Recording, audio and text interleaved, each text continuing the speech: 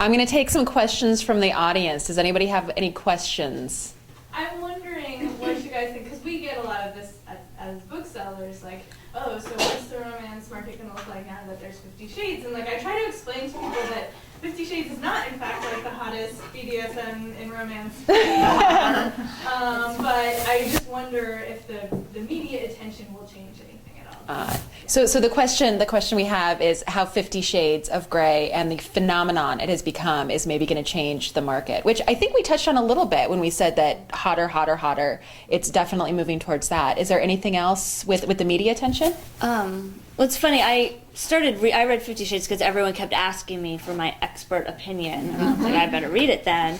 And I was like, I literally said to my husband, like, I write this before breakfast because a lot of the sex in it is not as like naughty as we're led to believe. Right? Yeah, it's quite mild. I'm surprised. Yeah, I was like, come on. I write this before breakfast. Okay. Yeah. But I have noticed even before 50 Shades that the sex was getting. I've seen more blowjobs in romance novels, more stuff like that than I had seen when I started reading More them. positions. More people. Yeah, more people. Hey, I just call it like I see it. Just a little more variety. Yeah. But it's. I think it actually slightly touches on an earlier question about people who you meet and how they attitude. I think it has changed attitudes. I mean, I think people were perhaps a little bit shocked by some of the stuff I'd written. It's like, oh my God, she wrote this stuff. And now it's like everybody's read 50 Shades, and it's like, oh, normal. Mm-hmm. So I mean, I'm sitting having my teeth cleaned, going and the dead hygienist is like telling me what she thinks about 50 Shades. It's interesting. I think it has less to do with the sex parts of 50 Shades and much more to do with the dynamic. And I think it affects contemporary romance a little bit more than Regency romance because it's already there in the Regency romance. Right, the rich. much more powerful, rich guy and the much younger, generally virginal heroine whose life is completely changed and taken over by this guy in general. So I think you're going to see a lot more contemporary going back towards that kind of Harlequin in the 80s thing where it's, the boss and the secretary kind of stories. Entangled's doing a lot of them too, which is one of the new romance publishers. And I think that is really where we're going to see a lot of the 50 Shades changes. I don't think it's going to be there's more acceptance for all of the sex in it, but I think it has changed the stories that people feel like they want to read right now. Yeah. My question is, are you finding that the submissions that you receive, Tessa, tend to be more in the first person point of view, like 50 Shades, and the heroine is a little meeker and whinier and more YA Bella, in Twilight? So the question, are we seeing younger, whinier? Actually, yes. But we have a new name for this. Oh, It's new adult. New adults. Which is something that we're definitely seeing a lot of, and it's not YA because there's sex in it, but it's not something we would normally have published as women's fiction or chick lit or something because the heroines are so young, and we used to say if they're in college nobody wants to read about them, so everyone's like, oh, college years, it's boring. But now that's exactly what people want to read, and it's a lot kind of girls changing their lives, whether it's through a much kind of older, more powerful guy or just through the bad boy with a lot of tattoos. And so it hasn't really touched the romance. I think it's a completely different genre. I think it more affects the YA side of things because the romance I'm still kind of getting the same stuff, maybe a little bit more of the older guy, but not the first person. I think that we're very much putting in the new adults, and a lot of that's been self-published, and so we're seeing that's where it's coming from.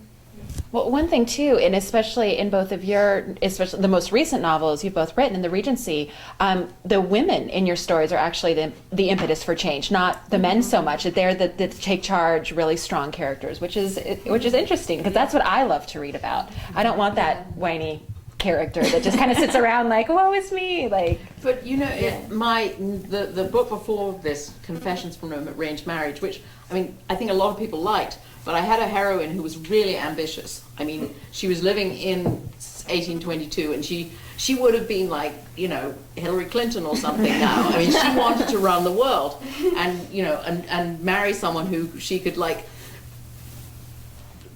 be the power behind the throne and become an important politician, and then she gets to marry this kind of man who she thinks is an idiot duke by mistake. But I got some real pushback from some readers about that. They didn't like the fact that it was political. They didn't like the fact that she was ambitious. They thought she was mean to him. Yeah, I found people responded a lot more, really responded to Annabelle, who was like, she is the impetus to change, but she's really sweet about how she does it. Where like some of my heroines that I'm especially fond of are definitely more like go-getter girls and causing all kinds of trouble, much more than Annabelle. Well, I don't know. I think in our real lives, at least the women that I'm friends with, they tend to be like that stronger, you know, the stronger, more ambitious people. So it's interesting when women go to read, it kind of flips it a little bit. Is that, I don't know. Well, I wonder if it has to do with the like escape function of a romance novel, that like you don't want it to be too close to your real life, or like similar to you but different. And I haven't cracked that formula yet, but She's working on it. I'm working as on we it. speak. Yeah. I mean, I think it's a truism that romance readers tend to be harder on heroines than they are on heroes. I mean, you know, the hero can be incredibly badly behaved and really a total ass, and as long as he doesn't grovel in the end, all is forgiven. But you know, women who behave badly and make mistakes are, you know, they like them to be. And I don't know why that is. These men can have one good speech and all is forgiven, where a woman can go through the whole book repenting and it doesn't make a difference, right? Right? Yeah. Yes. Poor girls. You had a question? Yes, I did, thanks. Could you say more about how you think romance novels have changed after the 80s? So after, the question was after the 80s, how have romance You were novels? suggesting that things had begun to shift. Well, I mean, Well, just for a little bit of Morgan background. probably knows more Yeah, well, than I do. She's a. Yeah. For a little bit of background, of course, in the 80s, the romance was a little tamer. You didn't have as many explicit sex scenes, and when you did, it was a big like shocker. People like Woodawis were really, really big. Bertrand Small, Catherine Coulter, Rosemary Rogers. These are all very early romance authors, and it was very much a time more of the woman didn't have really any power at all, and the man made like all of the decisions, even to the point of, I'm just going to take you and you're going to have sex with me, and I don't care if you scream no. And that was, you know, this kind of forcible rape. That's why they call it bodice rippers, because they would literally tear the dress off the woman whether she liked it or not, kind of thing. And this was, of course, as people have said, this kind of they would apologize afterwards, realize, oh, I've made this horrible mistake, you're this wonderful person, I want to be with you forever, and you know, they would move on from there. And then things started to change, where obviously, you know, women weren't as interested in reading about these kind of things. They wanted more power, they wanted more say. Also, I think Harlequin came onto it. They had the shorter you know, series category romance novels, which were a lot less steamy. This is where you have more, you know, Nora Roberts came on the scene, Sandra Brown, people like this. They wrote them a little bit shorter. They weren't as sexy. There might not have been like a lot of sex on the page, but it delved a little bit more into the relationship aspect. And that's when you got more contemporary reads, because some of the early 80s were very much historical, and so you started mixing it up a little bit. And then of course now we have like the paranormal, the erotica, so it's really been like a lot of things. Yeah, and when the paranormal hit, like who would have ever expected that? All of a sudden vampires were sexy, zombies are sexy, like yeah, I shift into a wolf every night, like woo, let's go. Like it's taken on kind of a whole life of itself. And I think I've talked to authors before about the paranormal, and they say, you know, well, we can do things in paranormal we can't, and they're not talking about the shifters so much as like the characters themselves. To have like a truly alpha character, you kind of have to make him like some kind of shapeshifter, because if you like walked into that guy and met him at a bar, you'd like throw a glass in, you know, of champagne and you walk out, like you're like, I can't even take you anymore. So yeah, so there has been a lot of changes. Is there any like holes in my theories that we want to patch up? What do you think? No, I think it was pretty much, yeah. Yeah. knows this, because I know that people still think of historical romance and Harlequin as like the bodice rippers, because that's what they automatically say. No matter how the writers have evolved and the books have actually evolved, I don't know if the message is actually getting out there. I think the question I get most often from random strangers is Fabio on your cover? Yeah. Fabio hasn't been on a cover for about 15 years. I've met Fabio. Fabio is no longer Fabio, ladies, let me tell you. I definitely think that the romance genre, like the content of the stories, has evolved, and the reader's expectations, all of that has evolved, but the popular perception of it has not. So yeah, Fabio question, number one. The term bodice ripper, right up there. I'm like, I haven't written that, I haven't read that in years, so. Well, here's the thing, though. Like when you talk to somebody that hasn't read a romance novel or hasn't read a romance novel since they were, in college or a teenager, then oftentimes they'll have misconceptions about what they're reading. I'm the wrong person to ask about this because my whole life is full of romance authors and readers, and we all know that there's great works out there, and so I never hear that because I'm going to conventions where there's literally 2,000 screaming fans like running up to the table to get the autographs, and these are people who know these are wonderful reads that have really important messages, and especially at times of, like, I turn to romance novels a lot in times of hardship. When something's going wrong, I can crawl into my historical and just the worries float away like a bubble bath.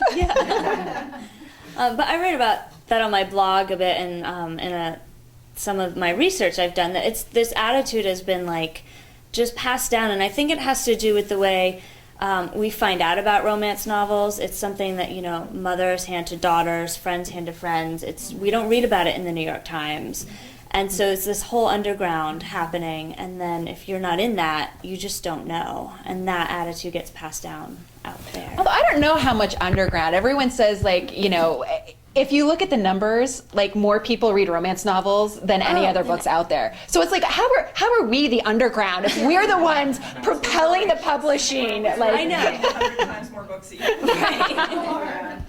But in terms of media coverage, yes, absolutely. But I've learned a lot through the years, and I did start with Sweet Savage Love, and I don't know, Right. in the 80s. But I see the depth, and I learn things from seeing better characters and better relationships. I'm wondering, how do you plan a series? Because like the Writing Girls, Oh, that's Right? Maya. Yep. so I'll just Yeah. use that as an example, because I read each one, but well, thanks. over the years, and you've come out with 2 in 1 year this year, right? I did. And that was like, yay! Thank you. I don't know what's going to happen. In fact, I read Seducing Before the Tattooed. Ooh, okay. I missed Tattooed somehow. It was like, She has remedied it. She has remedied it. right? But that's my question, really. You have 4 women, Mm-hmm. right? Yes. How do? Could you could you talk about series? Like Sure. The same, yeah. That's a great question, because I think as a reader, so many of us love reading series. So how do we authors go about and plan something like that? I started with the idea of wanting to do something around a newspaper, and then wanting to tie it around women at a newspaper, and thinking about what those characters, like, how would a woman come to write about a newspaper in a Regency England? And there are really basically 4 ways that I could think of, which is why there's 4 books. It's good. And so I wrote, the synopsis to give to Tessa, so she would give me money for them.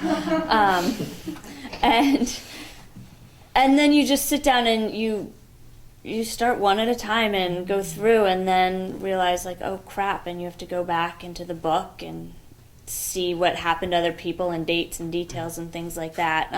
Yeah, I hope it doesn't completely mess your plot up. Right. But so it's a little bit of planning, and then it's always a balancing act.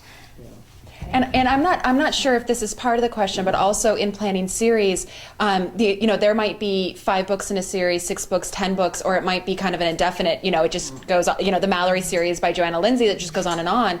With a series like that, if you go back and read, Gentle Rogue, which was one of the first, and now read what she's coming out now, there's a lot of differences. But it's the world and it's her voice, and it stays the same. And when you're writing like Maya, where she's coming out with a 4-book series within 2 or 3 years, you're not going to see very significant changes within a certain subgenre within a few years. And I think, Tessa, you could probably talk about this because the lead time on some of these books is sometimes 2 years plus. So you're not going to get giant ebbs and flows. Yeah, it's true. I mean, we plan at the very least 9 months out. And so, Seducing Mr. Knightley was written a year ago. And so it's almost impossible to remember it at this point, but it's true. And it's actually hard. It's one of the things we think about when we acquire books is, are people going to want to be reading this in another year? What happens when we wait 9 months and there are real vampires in the world and we can't. Editor's problems. But it's actually something that we're now kind of having to think about a lot more in a different way. Because of ebooks, we can do them a lot more quickly. So I know that actually both of these ladies have written ebook novellas, right? Yeah. Yep. And those come out, 6 weeks after we come up with the idea. Maybe not 6 weeks. Maybe it's more like a couple months. But theoretically, 6 weeks. And that is actually it's 8 weeks, whatever. But that is so that's even more like we can jump on trends a little bit more that way. So it's a brave new world.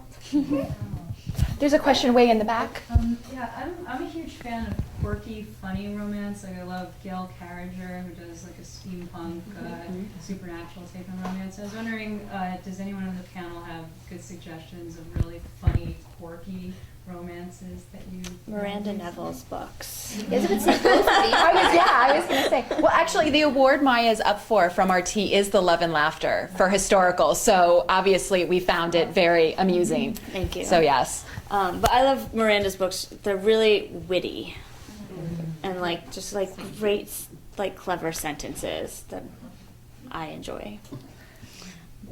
I don't know. Any other authors? Karen Kramer. She does a lot of Farsi, wacky fun stuff. Karen Kramer. Yeah. Tessa Dare always has funny parts. Yes, I love Tessa Dare. I feel like Susan Elizabeth Phillips does. Susan, Some people think she's really angsty. I'm like, really? What? Yeah, she opened a book a few years ago, and the heroine was walking down the street in a beaver costume, and that was the opening. And actually, Jennifer Crucy, who is one of my all-time favorites, she can throw anything into a book, and I'll read it. It can be as quirky as you want, and I'm there. Yeah. I don't know. Anybody else? I love a good Julia Quinn. She's hilarious. Sarah McLean, who we were talking about early, very, very funny. It was great. And Rachel Gibson is Oh yes, Rachel she's Gibson. wonderful. Definitely read Rachel Gibson. And I always laugh. I'm on a Jill Chalvis kick right now. Oh, I just. So she always makes me chuckle. She always gives me a smile. So yeah. We'll talk more after. I've got more in my head, I swear. Other questions? Yeah. This is probably more for Tessa, but also for the authors. How has the onslaught of novellas affected your publishing plan and your writing plan? How the novella fits into an author's work. Well, it's really exciting for us to have authors write novellas because usually, we can't force them to write more than they write already. We can't get that many more books a year. But if it's just a bite-sized piece, we can have, if books come out every 9-10 months. And recently it's been a little bit longer between books just because of the way publishing schedules work.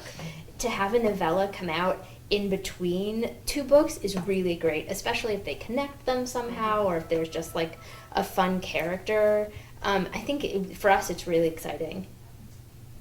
As authors, do you find that it takes, I've known some people that said I can whip out a novella in a night, and other authors say it takes almost as long as a full book. Well, the trouble is that you need to have well-rounded characters and you need to have a plot. And then you have to put it together and jam it into shoehorn it into 120 pages. So, I mean, I don't know. I've only done one, and I mean, and it was difficult because it was the first time I'd done it. I mean, you know, I don't, you know, in the future, I hope I will be able to write them more quickly. I wrote one this year, 3 Schemes and a Scandal, and that took me like a month to write. I loved writing that length. I kind of just want to write novellas now. Apparently, I am not just writing novellas now. What was the word count like? It was like 25 to 30,000. I plotted it in one car ride with the husband, which he's really funny. He like tries to go into like the relationship between the hero and his father and like all this stuff, and I'm like, people want boy meets girl, have sex in 25,000 words. There's no father-son drama here. Like, write your own book. And just for people who don't know, your full-length novels are around 80 or 90? Yes, 80,000. Yes. Question. I was wondering along those lines, does the I've read a lot of romance novels on my Kindle, and I've noticed that there are like patterns for, I mean, obviously, and if you look at Rodale's website and whatever, like there are definitely patterns for how much time used to pass 100 pages before you can have your first like sexual encounter or whatever. And there's also categories of romance that fit, like you read a novella or you read a full-length novel, but those have pretty stringent like requirements for page length or word count or whatever. And I was just wondering whether that's freeing to have that kind of really stringent form, or whether it's really makes it really difficult.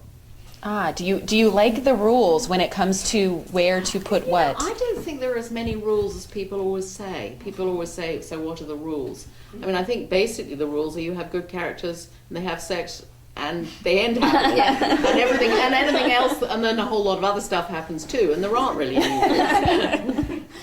No, we like to joke about it, but in fact, if you wait 200 pages to have a sex scene, if the tension is right and if it builds the right way, I mean, I don't think I have ever told someone that, like, well, you haven't done this and this always has to happen. You know, sometimes the sex scene happens on the second page and you can't really know.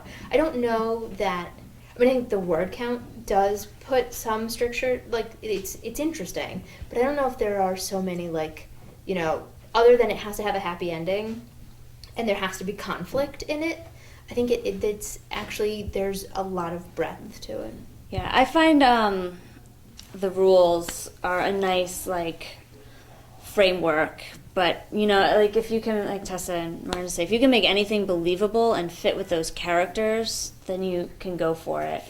But I've read some interesting stuff on, like, kind of getting to those 80,000 word definitions of romance. Back in, like, the 1800s, 1820s, book lengths were determined by, like, a ream of paper and the size and whatever, and they would, like, cut stories off in mid-sentence if they ran out of paper or whatever. So I think the standardization comes from those practical considerations more than, you know, you can't have a complete love story in less than 80,000 words or something like that. And it's interesting that a lot of these ebooks that have been self-published, and even some of the ones that we're doing ebook originals, the lengths vary so much. I mean, a lot of especially the new adult self-published stuff, it's like 150,000 words. I don't know what to do with that. Or 5,000. You can get like a little short. So I think the ebooks have really opened it up, because we do have rules. Like 384 pages is the length of most mass markets, and it's got to fit in there somehow, whether we make the type bigger or smaller or add a couple extra chapters. But ebooks have made it really interesting because there's so much more you can play with. Well, I think too, there's a debut author in 2013, and I believe her name is Jennifer McQuistion, if I'm not mistaken. And she wrote a book, I think it's called What Happens in Scotland, although I could be getting What Happened in Scotland.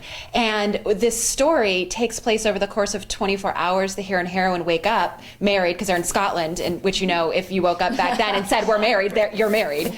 And so they split apart and only meet up halfway through the book because they try to find out, they don't know how they ended up married and in this this room together. So they split up, and then half the book goes by and they get back together. Well, it is a love story. It's a fantastic love story. And so the rules say, oh, they have to, be courting at this time and be, married or have a sex scene or whatever. And it's like, no, authors, even debut authors, somebody who doesn't have, a large backlist, they can do these things if it works in the book. So yes, there are page counts, and you have to have a happily ever after, but in between page 1 and 349, 384, there's literally an endless mix of things that you can happen. And that's why, millions and millions and millions of historical romance novels and contemporary and erotica, we're still getting new and great stories. And there are certain plots that are redone over and over again, and people like Marriage of Convenience, great. I love Marriage of Convenience stories, but it doesn't mean they're all the same. Right. I mean, there is just so many variations on the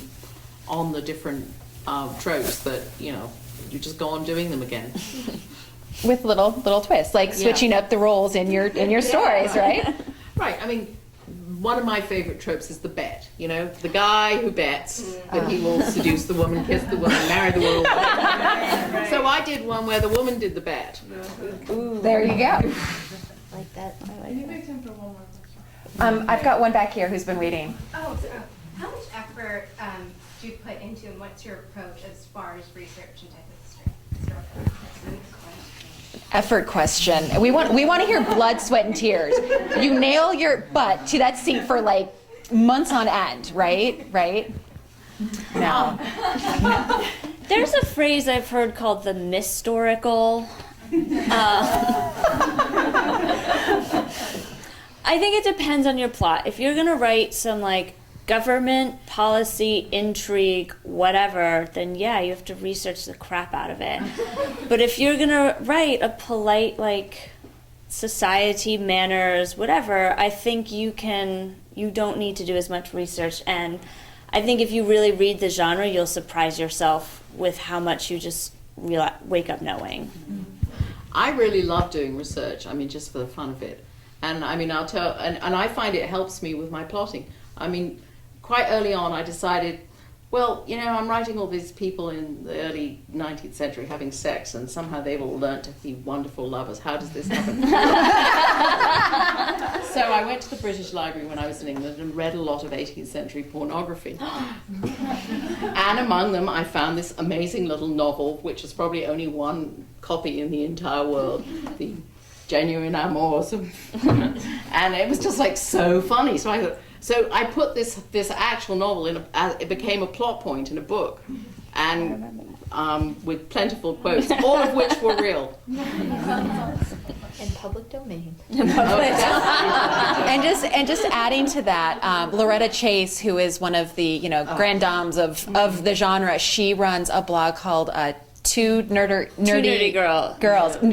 history girls. Right. And they always have like tons and tons of historical stuff that is just so much fun, these little quirky things that they've learned through their research, her and her critique partner, and it's so much fun to go on there because there's these little things that you would never guess about the earlier times, the 18th century and such. Yeah. Because sometimes making stuff up is hard. Okay, so I think that's it. I want to thank everyone for coming, and I want to thank Word for hosting us.